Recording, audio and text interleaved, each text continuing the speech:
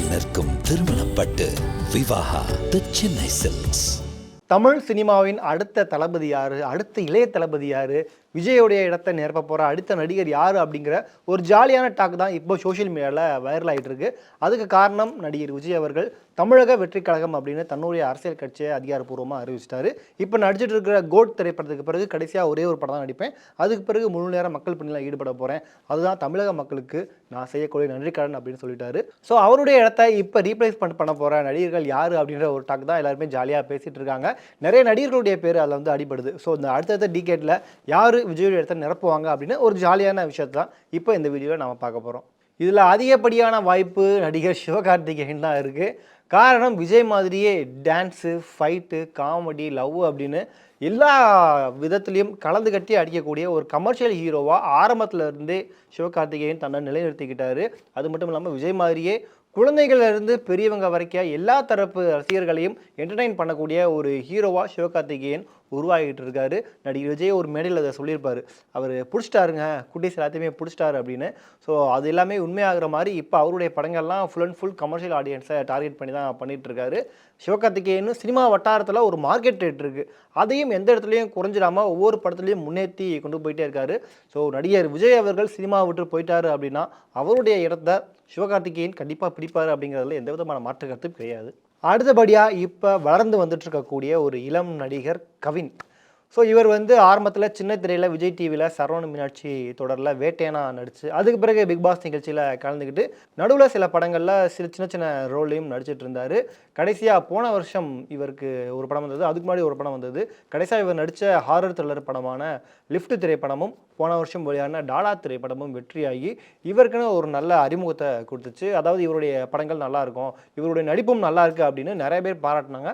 இவருடைய படங்களுக்குன்னு சில ஆடியன்ஸும் வர ஆரம்பிச்சிட்டாங்க. இப்போ ஸ்டார் அப்படின்ற ஒரு படத்துலையும் நடிச்சிட்டு இருக்காரு. ஸோ வருங்காலங்களில் இவர் சிவகார்த்திகேயனுக்கு அடுத்து விஜய்க்கு அடுத்து இவரும் இந்த ஒரு இடத்த பிடிக்கலாம் அப்படின்ற ஒரு வாய்ப்பு சொல்லப்படுது. ஸோ பொறுத்து வந்து பார்க்கலாம்.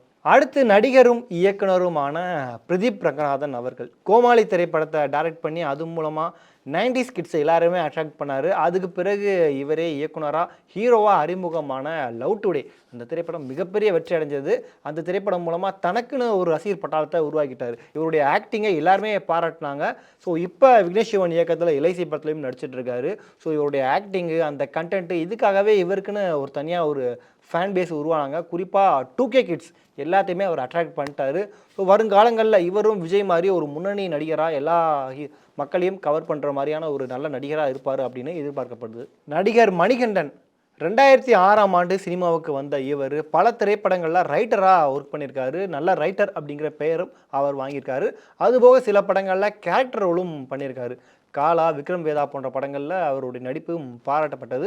அதுபோக செல்லு கருப்பட்டி, ஏழை, நெற்றிக்கன் போன்ற படங்களில் அவருடைய நடிப்பு தனியாக தெரிஞ்சது. கடைசியாக ஜெய்பீம் திரைப்படத்தில் அவருடைய நடிப்புக்காக பல பாராட்டுகளை குவிச்சார். குறிப்பாக அந்த படத்தில் அந்த மணிகண்டனுடைய கேரக்டர் வந்து எல்லாரும் கவனிக்கப்பட்டது.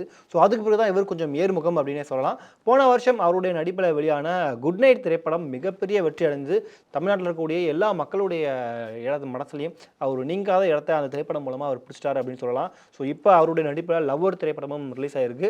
ஸோ வருங்காலங்களில் இவரும் ஒரு விஜய் மாதிரியே ஒரு முன்னணி நடிகராக வருவார் அப்படின்னு எதிர்பார்க்கப்படுது. ஸோ இந்த 4 ஹீரோக்களில் சிவகார்த்திகேயன், கவின், பிரதீப் ரங்கநாதன், மணிகண்டன் இவங்க 4 பேரில் விஜயனுடைய அடுத்த இடத்த பிடிக்க போகிறது யார் அப்படிங்கிறத நாம் பொறுத்திருந்து பார்க்கலாம். கண்டிப்பாக சிவகார்த்திகேயன் அதில் உறுதி. ஸோ அதுக்கு பிறகு இவங்க என்னென்னலாம் பண்ண போகிறாங்க அப்படிங்கிறத நம்ம பொறுத்திருந்து பார்க்கலாம். இவங்க 4 பேரில் உங்களுடைய ஃபேவரட் யார், விஜயனுடைய இடத்த ரீப்ளேஸ்மெண்ட் பண்ண போகிற நடிகர் யார் அப்படின்னு நீங்கள் நினைக்கிறீங்கன்றதை மறக்காமல் கீழே கமெண்ட் பண்ணுங்கள்.